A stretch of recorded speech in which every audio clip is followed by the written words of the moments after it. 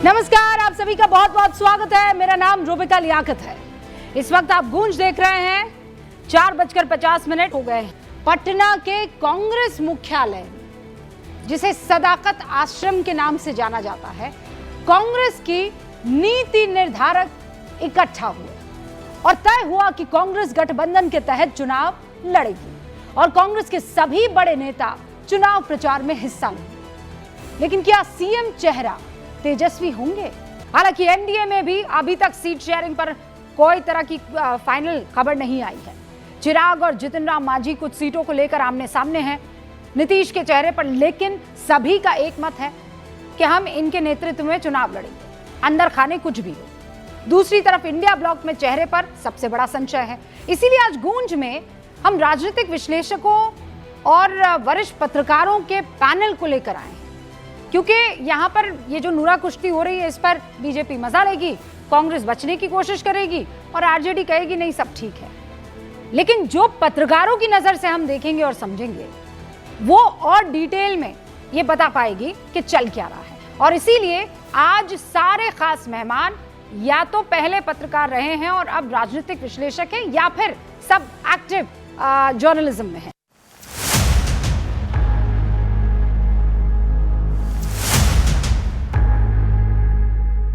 रणभेरी बच चुकी है, वोटर तैयार है, बिहार तैयार है अपने अगले सरताज के राज तिलक के लिए, क्योंकि महज 50 दिनों में ये तय हो जाएगा कि पाटलिपुत्र की गद्दी पर अगले 5 साल तक किसका कब्जा रहेगा। पटना की सीएम आवास पर किसके नाम की प्लेट लटकेगी, जनता तय कर देगी कि बिहार में किस गठबंधन का कब्जा होगा। लेकिन उससे पहले कौन से सिपा सालार चुनावी मैदान में उतरेंगे, उसका फैसला होना है। और उसके लिए पहले ये तय करना होगा कि एनडीए और इंडिया गठबंधन में कौन सी पार्टी कितनी सीटों पर लड़ेगी। अभी तक इसको लेकर ना एनडीए में तस्वीर साफ हुई है, ना ही इंडिया ब्लॉक में। लेकिन कांग्रेस इस बार बिहार में एकदम सीरियस मोड में चुनाव लड़ रही है और इसीलिए इंडिया ब्लॉक में सीट शेयरिंग हो या ना हो, कांग्रेस ने तय कर लिया है कि 36 सीटों पर कांग्रेस किसी से कोई समझौता नहीं करेगी और उसके लिए उसने प्रत्याशियों के नाम भी फाइनल कर दिए हैं। बस औपचारिक ऐलान बाकी है। इनमें से कांग्रेस की सिटिंग 19 सीटें हैं और 17 वो पारंपरिक सीट है जहां कांग्रेस 2020 में दूसरे नंबर पर रही थी। यानी करते रहिए मीटिंग। कांग्रेस तो अपने उम्मीदवारों का ऐलान करने के लिए तैयार है। अब सवाल है कि 2020 के विधानसभा चुनावों तक आरजेडी के पीछे चलने वाली कांग्रेस के तेवर इतने बदल कैसे गए।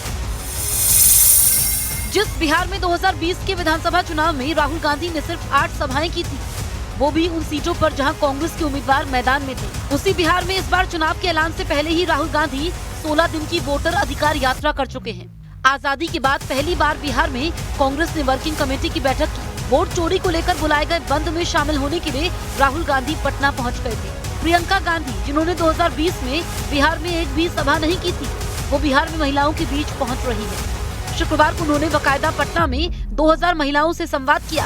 उसके बाद एनडीए के गढ़ मोतिहारी में जनसभा करने पहुंची।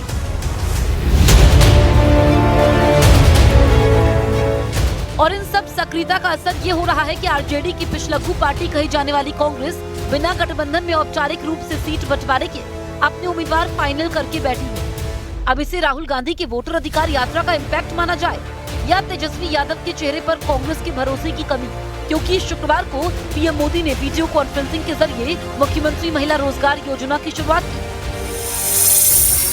इस योजना के तहत बिहार की 75 लाख महिलाओं के खाते में 10,000 रुपए ट्रांसफर कर दिया गया। ये पैसे महिलाओं को स्वरोजगार करने के लिए बिहार सरकार की तरफ से दिए गए हैं। और जैसे ही इस योजना की शुरुआत हुई, कांग्रेस ने विरोध का पहला झंडा उठाया। खुद प्रियंका गांधी ने महिला रोजगार पर तंज कसते हुए कहा कि ये तो वोट चोरी है, वोट को रिश्वत के दम पर खरीदा जा रहा है।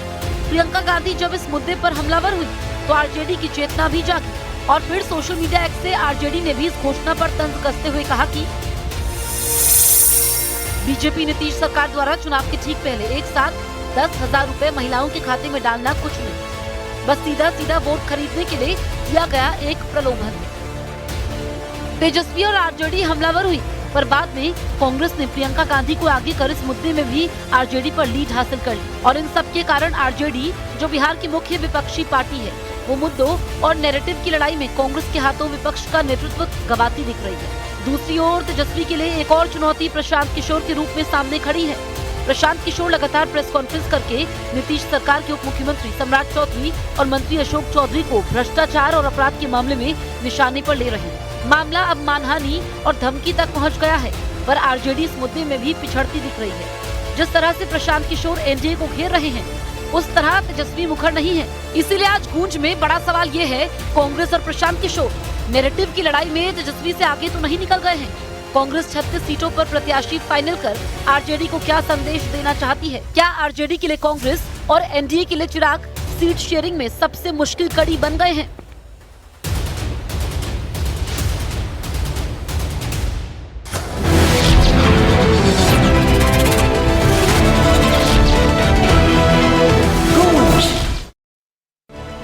सारे मेहमान हमारे साथ जुड़ चुके हैं, उनसे आपका तारुफ करवा देती हूँ। ये स्क्रीन आपके सामने है और उसके ठीक नीचे वाली खिड़की में आपको पंकज जी दिखाई दे रहे हैं। पंकज शर्मा जी पत्रकार भी हैं पेशे से, राजनीतिक विश्लेषक भी और कांग्रेस का पक्ष रखते हैं। हर्षवर्धन त्रिपाठी जी सीनियर जर्नलिस्ट आपको यहाँ पर दिखाई दे रहे हैं। उनके बगल में वरिष्ठ पत्रकार सतीश केसिंग साहब दिखाई दे रहे हैं। अनंत विजय जी सीनियर जर्नलिस्ट यहाँ पर स्टूडियो में हमारे साथ मौजूद हैं। और कन्हैया भिलारी जी राजनीति को बिहार की बहुत अच्छे से जानते हैं, मतलब जितने भी बड़े चेहरे हैं उनके राजनीतिक जीवन को बहुत बारीकी से इन्होंने देखा है, तो सब हमारे साथ मौजूद है। आप सभी का बहुत बहुत स्वागत है। ये क्या मतलब क्या प्रॉब्लम क्या है? राहुल गांधी कह दें कि हम तेजस्वी बाबू के नेतृत्व में चुनाव लड़ेंगे, व्हाट इज द इशू? देखिए, आप जहां ये सम्मेलन हो रहा, आज सीडब्ल्यूसी की मीटिंग हुई है, हाँ। बड़ा महत्व है उस जगह का, सदाकत आश्रम का। सदाकत आश्रम वो जगह है जहां से अरे सर, मुझे सदाकत आश्रम नहीं सुनना आपको बोल तो दूं पहले, मुझे पहले आप ये सुन तो बताइए। लीजिए ना। आप सुन ली, बाद में बता दीजिएगा सदाकत आश्रम नहीं, की आप सुन लीजिए। सदाकत के बारे में। अरे भाई, प्रॉमिस में सुन लूंगी। पहले अब मुझे ये आपको सुनना ही नहीं है बताइए, तो क्या? राहुल गांधी मैं ये वही क्यों नहीं उसी कह सवाल रहे का हैं जवाब दे रहा हूं कि Tejashwi Yadav is the one, he is the face Bihar चुनाव का और वो सीएम बन जाएंगे? मैं कह रहा हूं कि सदाकत आश्रम में कांग्रेस अपना बैठक रख रही है। इसका महत्व इसलिए है कि कांग्रेस अपना उछाल देख रही है। ये वही जगह है जहां से स्वदेशी चंपारण सत्याग्रह का आधार रखा गया था। इसलिए मैं बोल रहा हूं आपको कि कांग्रेस अपना छलांग देखने के चक्कर में मुख्यमंत्री घोषित नहीं कर रही है, नहीं कर रही है। भाई तीनों इधर आइए। बहुत अच्छा प्रश्न उठाया है और मेरे मन की बात कह दी इन्होंने। ये वही सदाकत आश्रम है जहां राजेंद्र बाबू को दिल्ली में अंत्येष्टि की जगह नहीं मिली, तो सदाकत आश्रम में जाकर उनकी अंत्येष्टि कांग्रेस को करवानी पड़ी। और कांग्रेस के लिए अगर बिहार इतना ही महत्वपूर्ण था, तो आजादी के बाद पहली बार वहां पर सीडब्ल्यूसी की बैठक क्यों कर रही है कांग्रेस पार्टी? अगर बिहार की जनता के पास चुनाव के समय दिखावा कर रही है कि बिहार से प्रेम है, हाँ। अजीब बात है। और उसको मतलब इतने वरिष्ठ आदमी उसको एक मुलम्मा लगा के ये कह रहे हैं कि कांग्रेस बिहार के प्रति कितना गंभीर है। अरे इस गंभीरता का क्या करें जो अवसरवादिता के साथ सामने आती है।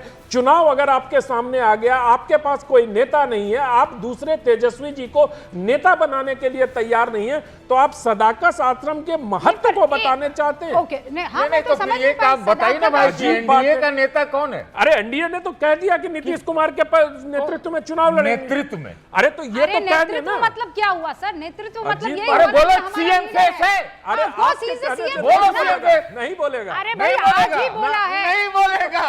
अरे नहीं बोलेगा। आज ही बोला है सर। कब? किसने बोला? आज ही बोला अरे है। नीतीश नहीं बोलेगा, एनडीए कभी नहीं बोलेगा और बोलना भी नहीं चाहिए। ओके, हर्षवर्धन। सतीश जी वरिष्ठ व्यक्ति हैं, तो एकदम से डिबेट ही एकदम में उल्टा लेके चले जाते हैं। अब आज बात होनी है कि सीडब्ल्यूसी क्यों हो रही, तो सदाकत आश्रम का इतिहास लेके चले गए। अब पता नहीं कांग्रेस के उस दफ्तर में राजेंद्र प्रसाद जी की ढंग की फोटो भी बची रह गई कि नहीं रह गई, म्यूजियम सवाल पूछना चाहिए। लेकिन मूल बात क्या है? भारतीय जनता पार्टी, नीतीश कुमार, वो तो इतने मिल गए हैं कि एक दूसरे कार्यालय में एक दूसरे की फोटो के साथ अभियान चला रहे हैं। नीतीश जी हर बार करेंगे अब नहीं जाएंगे, कहीं नहीं जाएंगे। और पता नहीं सतीश जी कैसे 15 का जिक्र, अरे तो हर बार यही बोलते हैं कहीं नहीं 15 का जिक्र तो किसी समझदार राजनीतिक विश्लेषक को नहीं करना चाहिए। 15 में जो नीतीश जी और लालू जी एक साथ थे ना, कहां से आप कोई तुलना का आधार होना चाहिए ना। आज मूल बात क्या है? आज राहुल गांधी ने तय किया है कि कांग्रेस में हमारी ताकत दिखेगी। हम राष्ट्रीय जनता दल के पुछल्ले नहीं हैं, उनके पिछलग्गू नहीं हैं, उनको ये लगता है कि अगर तेजस्वी सरकार में आ गए तो हमारी राजनीति खत्म हो जाएगी, लेकिन अगर एनडीए सरकार में आएगी तो 2030 में हमारी संभावनाएं होंगी। इसको आप लोग अगर राजनीतिक तौर पर समझेंगे तो समझ में आएगा। कांग्रेस देश भर में चाहती है कि क्षेत्रीय पार्टियों का अवसान हो जाए और तब उनकी राजनीति चले। ये हमने महाराष्ट्र में देखा। हाँ, ये आप आप झारखंड में पता नहीं कैसे ये जो है नहीं चल पाया, लेकिन जहां जहां कांग्रेस गठबंधन के साथ होती है, समाजवादी पार्टी के साथ आप उत्तर प्रदेश में देख लीजिए। आज राहुल गांधी को सेंटर में रखने के लिए क्या ये काम नहीं किया जा रहा है कि हम नहीं बताएंगे, या फिर वजह कुछ और है? वजह यह है कि तेजस्वी बाबू को लेकर अब बहुत जल्दी फैसला आने वाला है, वो job for land, land for job वाले केस में, तो इससे बचना चाह रही है कि कहीं भ्रष्टाचार वाला मसला है, फंस जाएंगे, इससे अच्छा दूरी बनाकर। नहीं, लेकिन ये तो रूबिका जी अन्याय कर दिया आपने। जो खुद जमानत पर है वो दूसरे के बारे में ऐसे सोचेगा। राहुल जी जमानत पे है ना मेरे ख्याल से। हाँ। राहुल जी तो खुद ही नेशनल हेराल्ड वाले मामले में जमानत पर हैं। ये मसला किसी भी तरह से लालू परिवार की राजनीति को समाप्त करने का है।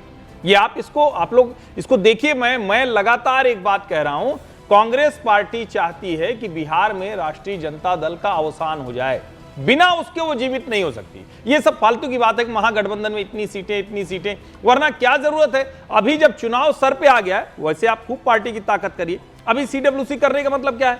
यानी सब लोग पटना में इकट्ठा हो जाएं और लालू जी, तेजस्वी जी दबाव में आ जाएं, मिशन 90 दे दें, उसका जो होना हो जाए। आप इसको समझिए। नहीं, पर हर्षवर्धन जी पिछली बार तेलंगाना में सीडब्ल्यूसी किया तो कांग्रेस चुनाव जीत गई, तो होगा उनका कोई टोटका? सहयोगी कोई होता तो आप देखते। सीडब्ल्यूसी करने से अगर चुनाव जीते जाते तो ये तो हर 6 महीना पे सीडब्ल्यूसी बुला लेते कांग्रेस पार्टी के लोग। मुझे नहीं लगता कि सीडब्ल्यूसी का दाव कोई और इनका पड़ेगा। कल इनके सीडब्ल्यूसी की पूर्व संध्या पर इनकी महिला मोर्चा की अध्यक्ष कहती हैं कि आप लोग को बड़ी जल्दी क्यों है तेजस्वी जी को मुख्यमंत्री बनाने की। तो ये तो स्पष्ट कर दिया राहुल जी ने मंच से तेजस्वी जी की उपस्थिति में उनका नाम लेने से परहेज किया। उनकी पार्टी की महिला मोर्चा के अध्यक्ष ने कहा कि कोई जल्दीबाजी नहीं है हमें अभी। उसके बाद भी कहां संदेह है? सही कहा हर्षवर्धन जी ने कि जब तक आरजेडी कमजोर नहीं होगी कांग्रेस पार्टी वहां ऊपर नहीं जा सकती। और ये लड़ाई बहुत नहीं, पर दोनों में से एक लड़ाई चुननी होगी ना बेल्लारी जी। दोनों लड़ाई एक साथ नहीं लड़ सकते हैं कि हम मजबूत हो जाएं और बिहार का चुनाव जीत लें। दोनों में से एक चुनना होगा। बिहार का चुनाव जीतना है तो फिर आरजेडी को बड़ा भैया मानना होगा, और अगर आरजेडी को नहीं बड़ा भैया मानना है, आप खुद अपने आप को बड़का समझ रहे हैं, तो फिर भूल जाइए कि आप चुनाव जीतेंगे।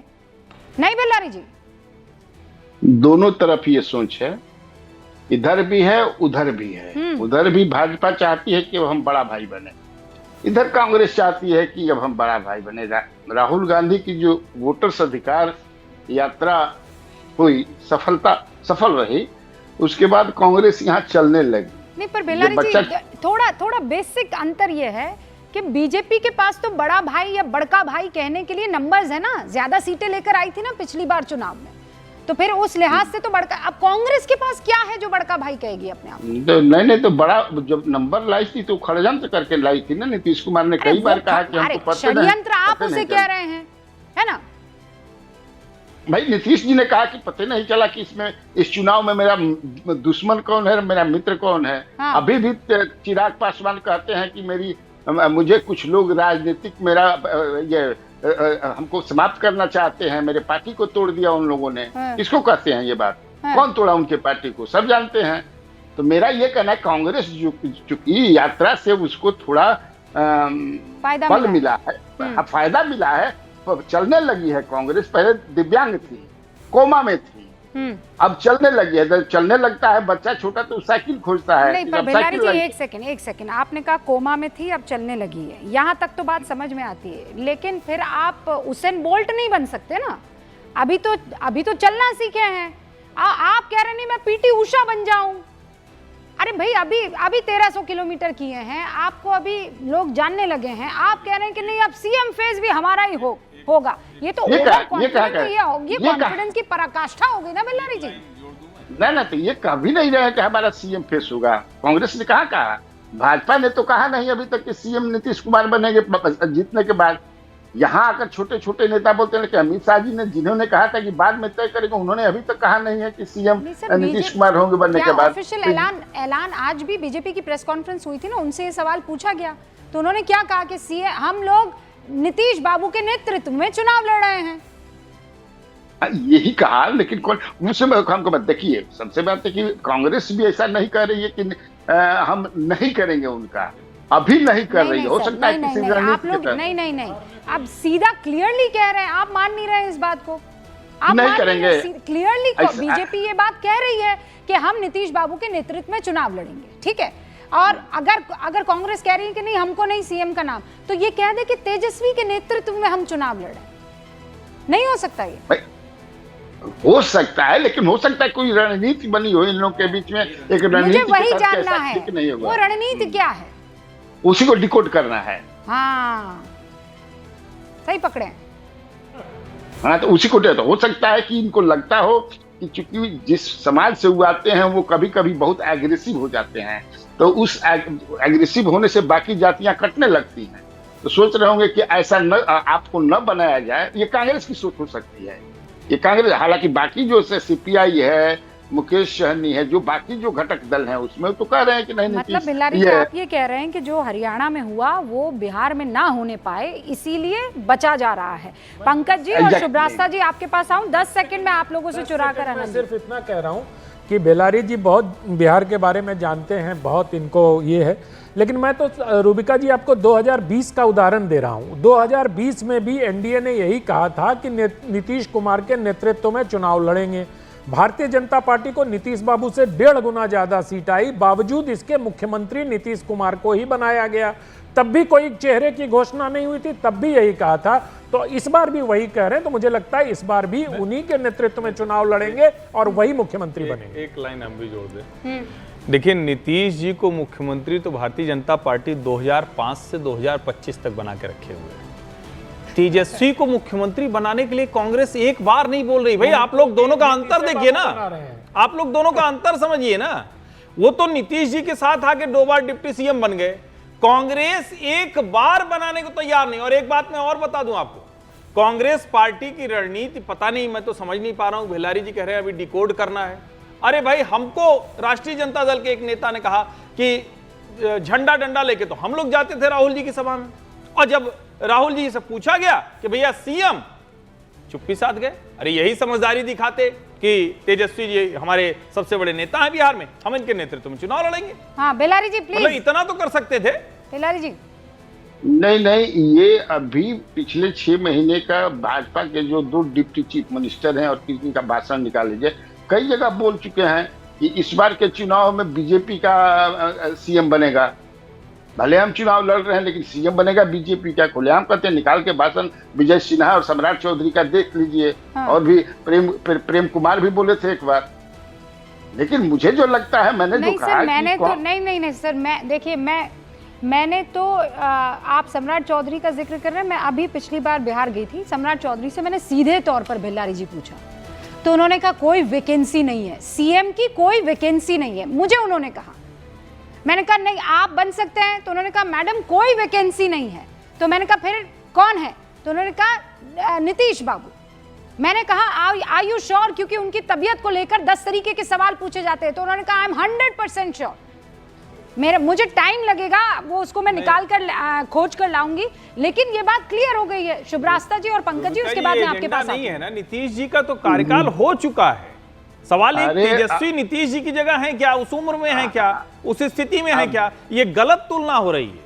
भारतीय जनता पार्टी ने नीतीश जी को मुख्यमंत्री बनाया, अब आगे भाजपा का मुख्यमंत्री बनेगा, जो बनेगा चुनाव के बाद तय होगा। लेकिन यहां तो तेजस्वी ही लीडरशिप पोजीशन में, उनकी ड्राइविंग मानने को तैयारी नहीं, सिर्फ जीप की ड्राइविंग करवाएंगे। पंकज जी बस एक बार, पंकज जी और शुभ्रास्ता जी, पहले पंकज जी, मतलब इतना बढ़िया गठबंधन, 1300 किलोमीटर की यात्रा की, सब बम बम कर रहे थे, नजर उतारिए सर आप अपने अलायंस की।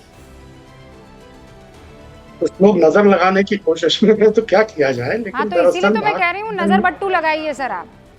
अब वो कौन है नजर बट्टू, आपको ढूंढना पड़ेगा।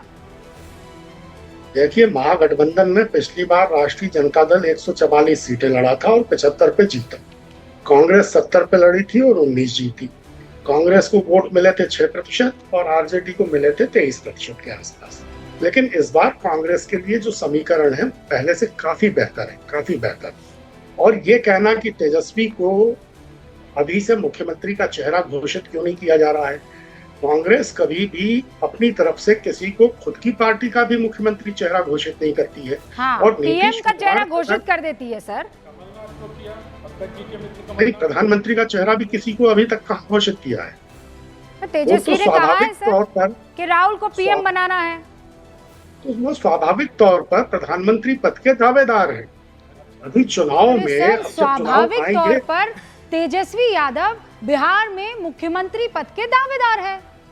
तो अगर राष्ट्रीय जनता दल की सीटें ज्यादा आएंगी और कांग्रेस की सीटें कम आएंगी तो ये स्वाभाविक है कि जिसकी सीटें ज्यादा आएंगी पिछली बार सबसे निचला प्रदर्शन रहा था आप लोगों का, 27 वोट परसेंट आपका 27% रहा था लास्ट में। मतलब कई लोग कैमरे के पीछे कहते हैं कि कांग्रेस की वजह से सीएम नहीं बन पाए नीतीश बाबू, वरना तो सब चल रहा था। और माफ कीजिएगा तेजस्वी, सब बढ़िया चल रहा था। यहाँ पे हमारे साथ शुभरास्ता जी भी मौजूद है। शुभरास्ता जी, आपकी क्या रीडिंग है भाई? जी देखिए, कमोबेश मुझे लगता है सबने जो समस्याएं हैं वहाँ दो खेमों में उसकी चर्चा की है। मैं थोड़ा सा एक ऑल्टरनेट पर्सपेक्टिव भी देना चाहती हूँ। मुझे लगता है कि बिहार में आज कोई भी पॉलिटिकल पार्टी कांग्रेस को छोड़कर लगभग सब एक ही रंग में रंगी आती है। जब हम उनकी कास्ट पॉलिटिक्स को अगर देखें, वहाँ की एकमात्र कांग्रेस पार्टी ऐसी है जिसने अपना वो तेवर और वो सुर बनाकर रखा है कि चाहे कुछ हो जाए अपर कास्ट लीडरशिप हमारे लिए अभी भी उतनी इंपॉर्टेंट है। आप देखिए बीजेपी में आपको अपर कास्ट लीडर्स जरूर मिलेंगे, लेकिन जो एक अग्रेशन है और जिस तरीके से बात करनी है या नेगोशिएशंस हो रहे हैं उसमें सभी वर्गों का एक अच्छा खासा रिप्रेजेंटेशन है। आप कांग्रेस में देखिए सबसे मुखर चेहरे कौन है कांग्रेस से, स्पोक्स पर्सन्स को आप देख लीजिए, आप इनको देख लीजिए, आप अखिलेश जी को देख लीजिए, आप समीर जी को देख लीजिए, आप प्रेमचंद्र मिश्रा जी को देख लीजिए। तो कहना यह है मेरा कि जो अलायंस है वहां पे, महागठबंधन का जो अलायंस है, उस अलायंस में कांग्रेस एक ऑल्टरनेटिव छवि लेकर उभरने की कोशिश कर रही है। और ये बहुत इंटरेस्टिंग इसलिए क्योंकि सिर्फ बिहार में ऐसा हो रहा है। तीसरी बात मैं कहना चाहती हूं कि आपको याद रखना होगा कि कांग्रेस का पतन जब बिहार में होता है तो किस तरीके से और किस बैकग्राउंड में होता है। कांग्रेस की जो लीडरशिप थी, जो बिल्कुल वोकल थी और बिल्कुल उस समय उरोज पर थी, वो वही लीडरशिप है जो आज भी कहीं ना कहीं कांग्रेस में मुखर है। क्योंकि आप आरजेडी की तरफ देखिए, जेडीयू की तरफ देखिए, उस लीडरशिप ने अपने आप को मोल्ड किया, पोस्ट मंडल बहुत चीजें मोल्ड हुई। लेकिन मुझे लगता है कांग्रेस अपने आप को अभी तक उस तरीके से मोल्ड नहीं कर पाई है। तो मैं ऑब्वियसली ये जो बातें हो रही हैं कि तेजस्वी को चेहरा नहीं बना करके घोषित रूप से महागठबंधन बोल रही है, बात सारी बातें बिल्कुल सच है, इसमें कोई दो राय नहीं है। लेकिन मैं इसमें थोड़ा सा एक रोचक एंगल जरूर ये देख रही हूँ क्योंकि ये आगे आने वाले समय की राजनीति के लिए भी बहुत इंपॉर्टेंट है। आप देखिए शक्ति यादव जी, जो कि आपके यहाँ डिबेट्स में भी आते रहते हैं, जो हमारे क्षेत्र से एमएलए भी हैं, वो मूलतः राजद से नहीं थे, वो एक मुखर आवाज थे, ओबीसी की आवाज थे, यादव कम्युनिटी की आवाज थे और वो आरजेडी चले गए। तो ये जो आपको ये जो रस्सा कशी है, ये मुझे लगता है कि ये सबटेक्स्ट है बिहार की राजनीति का। और मंडल 2 की बात, आप जब ये बात कह रही हैं, इसको भी ध्यान में रखना चाहिए। कांग्रेस के जो अध्यक्ष है मल्लिकार्जुन खड़गे, वो कह रहे हैं मनुवाद को आगे बढ़ाने की कोशिश कर रहे हैं नीतीश बाबू बीजेपी के साथ जाकर। सतीश केसिंग साहब अब भी की खबर है ये। बस देखिए खड़गे जी क्या कह रहे हैं, आप थोड़ा अगर मुझसे मिले अरे तब। बोलिए इतना नहीं, देखिए मैं ये कहना चाह रहा हूँ, मैं भी मानता हूँ कि तेजस्वी यादव को अगर उन्होंने चेहरा घोषित नहीं किया तो इनको नुकसान होगा, मैं मानता हूँ। कितना? भाई कितना तो हम नहीं नाप आप सकते, वो आप पोलस्टर से करवा लीजिएगा जो 400 सीट देते। एनीवे, वो मैं नहीं कह रहा हूँ। नीतीश जी का तो इन लोगों ने घोषित नहीं किया है, लेकिन आप मुझे बताइए कि बाकी जगह तो आप लड़ाई सब लोग लगाते रहते हैं। मेरा दूसरा सवाल है, आज के डेट में भारत सरकार के पूर्व कैबिनेट मंत्री बीजेपी के 3 मंत्रियों का नीतीश सरकार से इस्तीफा मांग रहे हैं। ये तो सच्चाई है। दिलीप जायसवाल, सम्राट चौधरी और एक और है कोई मंगल पांडे, उनका इस्तीफा मांगा जा रहा है। ये तो साक्षात है सबके सामने। मंगल पांडे के साथ अत्याचार नहीं, मैं किसी के साथ नहीं कर रहा हूँ। सर्वदलीय नेता नहीं, अत्याचार आरके सिंह कर रहे हैं, मैं नहीं कर रहा हूँ। तो सब तरफ आग लगी रहती है, सब अपने अपने हिसाब से काम करते हैं। दरअसल सतीश, सच्चाई ये है कि आज तेजस्वी न घोषित है और न ही नीतीश घोषित है। दरअसल आपके साथ दिक्कत क्या है, आप इंटरव्यू सुनते हैं लेकिन उसके हिसाब से अपने मन से व्याख्या करते हैं। बेचारे अरविंद जी व्याख्या क्या दूसरे के मन से करें? अरविंद जी सदमे में होंगे आपके इस बयान को सुनकर। आरके सिंह है वो, अरविंद सिंह नहीं है। वही आरके सिंह है, पूर्व केंद्रीय ऊर्जा मंत्री हैं। हाँ। और उन्होंने सिर्फ इतना कहा है कि जिन पर आरोप लगे उनको सफाई देनी चाहिए, सफाई देनी चाहिए। नहीं, इस्तीफा भी मांगा है भाई। अब पता नहीं, इस्तीफा भी अलग अलग एक आध दो का तो मांगा ही इस्तीफा। अरे चलिए, आप तो मंगल पांडे का मंगवा रहे थे, बेचारे वो अशोक चौधरी का इस्तीफा आरोप की सफाई कर रहे हैं, आप मंगल पांडे। अरे भाई, एक साथ अगर कोई सांसद जो 2 बार एक जगह से लगातार आरा में आज तक कोई नहीं जीता हो, जो 14 तरह का मंत्री रहा हो, 2 जगह का गृह सचिव रहा हो, वो अगर ऐसा हल्ला बोल रहा है, अपना आदमी है ना, वो तो एनडीए का आदमी है। हरिदास महादिक जी अभी इस वक्त हमारा शो देख रहे हैं, वो ये कह रहे हैं ये सतीश जी ना मुद्दे से भटकाने की कोशिश कर रहे हैं, सवाल का जवाब नहीं दे रहे। अरे मुद्दा नहीं है क्या? नहीं, ये मुद्दा नहीं है क्या? जो भी कह रहा है उससे बात कराइए, मैंने बताते हैं। व्यूअर है हमारे, व्यूअर हैं और आप तो एडिटर रहे हैं, आप तो एडिटर रहे हैं सर, आंखों पर रखिए व्यूअर को। नहीं, लेकिन समझे ना सतीश जी ने कह दिया कि व्यूअर भी बायस्ड है। ये ठीक राहुल गांधी मानसिकता है कि हम नहीं जीते तो मतदाता बेकार, हम नहीं जीते तो चुनाव आयोग बेकार, हम नहीं जीते तो लोकतंत्र खत्म, हम नहीं जीते तो अमेरिका यूरोप वाले आके बचाओ। अरे सर, ये कौन सी मानसिकता है? आप लोग ये ना करिए। आपको कौन सा चुनाव लड़ना है? आपको कौन सा राजनीति से मिलेगा? ये कांग्रेस वाला करे तो ठीक है, बहुत देर हो रही है। कांग्रेस वाला करे तो ठीक है, आप लोग ऐसे करेंगे? अरे हमारा कोई मतलब नहीं, मैं जन वाला हूँ। 2014 से आप ये कह रहे हैं, अब देखिए अब हम आ गया कभी वो नहीं पल, कह रहे हैं। अब ये जनता देख चुकी है, सोच चुकी है, समझ चुकी है, और आप देखिए हर बार यही करते हैं। अभी बेचारे हरिदास जी को आपने कहा कि ये व्यूअर भी वहीं की तरफ है, ऐसे लोगों को आप और ज्यादा भटकाने का वो बोल रहे हैं, आरोप। अरे आरोप नहीं, उनको लग रहा है, व्यूअर को लग रहा है, करो ना भाई, व्यूअर को लग रहा है। ये आप आज के समय में है तो आप सबकी सुनेंगी।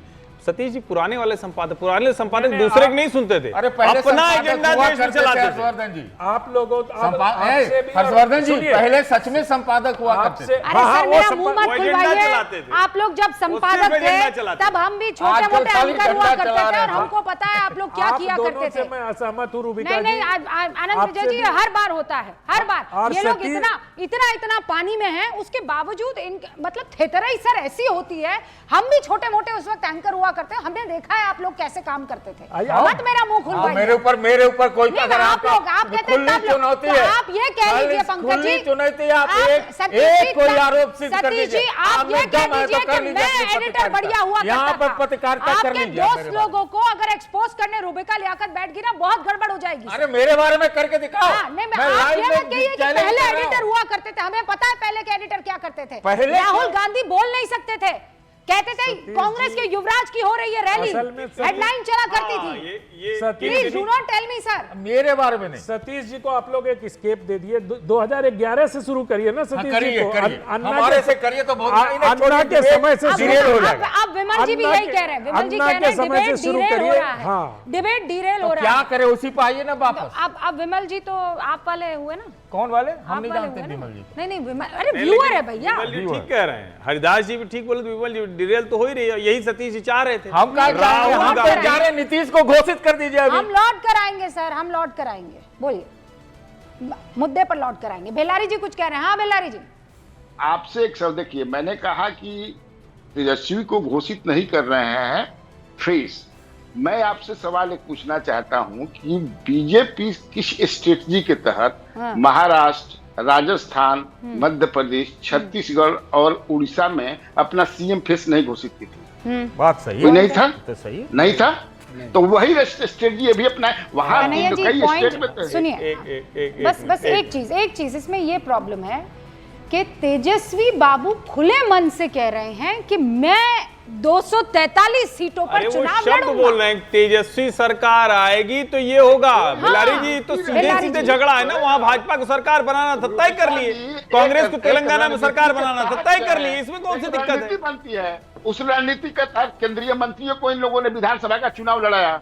बीजेपी लड़ाई थी कि नहीं लड़ी? क्या जरूरत है केंद्रीय मंत्री को लड़ने का? लेकिन एक स्ट्रेटजी बनती है, एक रणनीति बनती है, जंग जीतने के लिए, सर, चुनाव सुनिए, जीतने के लिए। मैं समझ गई। गठबंधन की रणनीति एक होती है ना, कि हाँ, एक सुर में दिखे, एक गठबंधन सुर में रणनीति होती दिखे। है। आप मत करिए। तेजस्वी भी कहते हैं कि हम कोई दावेदारी में नहीं है, हम और राहुल जी दोनों पार्टी जो जीतेगी वो तय करेगी। तेजस्वी कह रहे हैं मुख्यमंत्री बनेंगे। मुख्यमंत्री समझते रहे कि मैं ही मुख्यमंत्री बनेगा, पूरा चुनाव के समय बन गए फडणवीस। अरे सर, आप तुलना ही क्या एप्पल बात ऑरेंज की करते कर रहे हैं? हैं, ऐसा करते आप हैं। बिल्कुल ही तुलना ही गलत कर रहे हैं। क्यों तुलना गलत कर रहे हैं? बिहार में एक पार्टी की सरकार बनती हुई नहीं दिख रही है, दोनों तरफ गठबंधन है, एक गठबंधन दोनों का पोस्टर लगा रहा है, मोदी जी और नीतीश जी, एक गठबंधन साथ चलते हुए।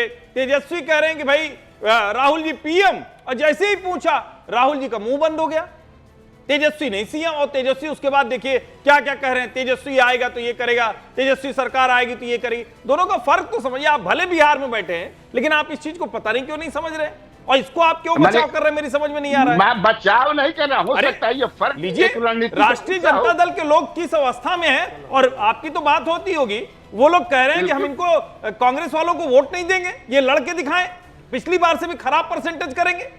कहीं वोट अधिकार यात्रा असर नहीं किया, आप कह रहे हैं सफल हो गई, कहीं वोट अधिकार यात्रा कोई असर नहीं हुआ। अरे देखिए, एनडीए का अभी कार्यकर्ता सम्मेलन हो रहा है, हर जगह कपाट फूट रहा है। आज ही जो है मुख्यमंत्री का यहाँ सासाराम में लड़ाई हो गई। हाँ। कहाँ नहीं हो रही है, दर्जनों जगह लड़ाई हो शुभरास्ता गई। जी कुछ कहना चाह रही है इसी मुद्दे पर? अरे नहीं, बेलारी जी देखेंगे ना, नहीं, मुझे लगता है वहाँ शुभरास्ता जी, वहाँ शुभरास्ता रहे जी। होंगे ना। जेंटलमैन, तो करिए लड़ाई से। मैन, शुभरास्ता जी, शुभरास्ता जी, शुभरास्ता जी। माफ कीजिएगा रूबिका जी, हम लोग स्टूडियो में बैठ के कितना भी मत फुड़ोवल कर ले यहाँ पर, अल्टीमेटली जब ग्राउंड पे उतर करके आप किसी भी विधानसभा में जाकर के देखिए आज क्या नैरेटिव क्या है। नैरेटिव ये है कि एक तरफ तेजस्वी की सरकार आने वाली है और दूसरी तरफ एनडीए की सरकार आने वाली है। और एनडीए की सरकार में ये बात में भी ऐसा हो सकता है, जो मैं आप यहाँ पे सुन रही हूँ या जो सोशल मीडिया पे चैटर चल रहा है, ठीक है, नीतीश जी की लीडरशिप को लेकर के प्रश्न ये जरूर हो सकता है कि लंबे समय तक नीतीश जी सर्व कर पाएंगे या नहीं, लेकिन इसमें कोई संशय नहीं है कि नीतीश कुमार जी इस गठबंधन में रहकर चुनाव लड़ रहे हैं। दूसरी तरफ आप मुझे तेजस्वी के बरस कोई एक नेता बता दीजिए। मैं आपको भारतीय जनता पार्टी की तरफ से 4 ऐसे नाम गिना सकती हूं जिनको आज आप कैमरा और माइक लेकर के जाइए, चारों सीएम पद के उम्मीदवार और दावेदार की तरह आपसे बात करेंगे। क्या आप महागठबंधन में किन्हीं ऐसे 4 लीडर्स का नाम ले सकती हैं? पंकज जी, और नहीं ले सकती तो इसको क्यों नहीं माना जाए कि राहुल गांधी और एक सेकंड कि राहुल गांधी और तेजस्वी यादव में इस चीज को लेकर के खींचतान है। मैं अभी यादव फैमिली के इंटरनल डायनामिक्स पर जा ही नहीं रही, मैं तेज प्रताप, मीसा भारती और रोहिणी आचार्य वगैरह मैं डिस्कस ही नहीं करूंगी, पर आप मुझे बताइए क्या मजबूरी है राहुल गांधी की कि बिहार में, मैं तो आप जानती है मैं धुर विरोधी हूं आरजेडी की विचारधारा की, फिर भी मैं कह रही हूं कि आज बिहार का एक पर्टिकुलर जनमानस अगर चाहता है कि तेजस्वी मुख्यमंत्री बने, राहुल गांधी क्यों नहीं बोलते? ऑलराइट पंकज जी प्लीज, क्या ऐसा, और ये प्रॉब्लम जी, ये कोई जरूरी नहीं है कि पहले से कहा जाए कि मुख्यमंत्री कौन बनाएगा। आप इस सब बहस में एक आज के बहुत महत्वपूर्ण मुद्दे को भूल रही हैं। आज कांग्रेस कार्य समिति ने जो एक संकल्प पत्र पारित किया है, अति पिछड़ा न्याय संकल्प पत्र, उसमें 10 बिंदु हैं। वो 10 बिंदु आज का टर्निंग पॉइंट है। उसमें कहा गया है कि अति पिछड़ा अत्याचार निवारण कानून पारित किया जाएगा। अति पिछड़ा वर्ग के लिए पंचायतों और नगर निकायों में जो अभी 20% आरक्षण है, उसको बढ़ाकर 30% किया जाएगा।